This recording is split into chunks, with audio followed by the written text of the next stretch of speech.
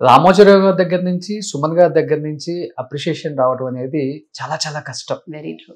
అసలు ఇంక వాళ్ళు ఎంతో అసలు మైమరిపిచ్చేస్తేనే అప్రిషియేషన్ వస్తుంది. అలాంటిది మీకు సుమన్ గారు ఒక లెటర్ రాశారు. అవునండి, మా నాన్నగారికి రాశారు. ఏంటి మీరు చూడటానికి వెళ్తే ఆయన లేరా, లేకపోతే ఏంటి అసలు? లేదండి, అది చిన్ని తల్లి అయిపోయిన తర్వాత మళ్ళీ కలంకిత ఆఫర్ వచ్చింది. కలంకితాలో చీర కట్టుకుని ఆ స్లాంగ్ డైలాగ్ శ్రీకాకుళం లాంగ్వేజ్ అలా ఉండేదన్నమాట ఆ సీరియల్ మొత్తం. అందులో చైల్డ్ ఆర్టిస్ట్ అమ్మాయి, తనకి హార్ట్ లో ఒక హోల్ ఉంటుంది. ఆ క్యారెక్టర్ చనిపోతుంది కలంకితాలో. బట్ ఆ క్యారెక్టర్ కి వచ్చిన పేరు ఉంది కదండి, దట్ వాజ్ ఫినామినల్.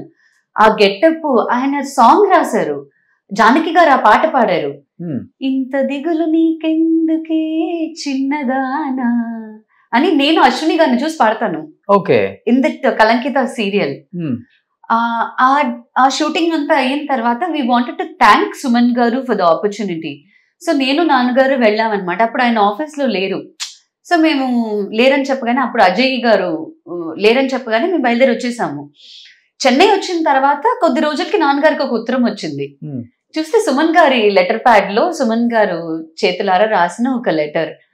అది నా కెరియర్ కి కానివ్వండి, నా లైఫ్ కి కానివ్వండి, ఒక పెద్ద అంగీకారంగా నేను చూస్తాను. అంతకు మించి నాకు ఇంకా ఆయన రాసిన వర్డ్స్ చూసారంటే పోయిట్రీలా ఉంటుంది, కవితలా రాసుంటారు ఆయన. You know his language, his diction, oh my God.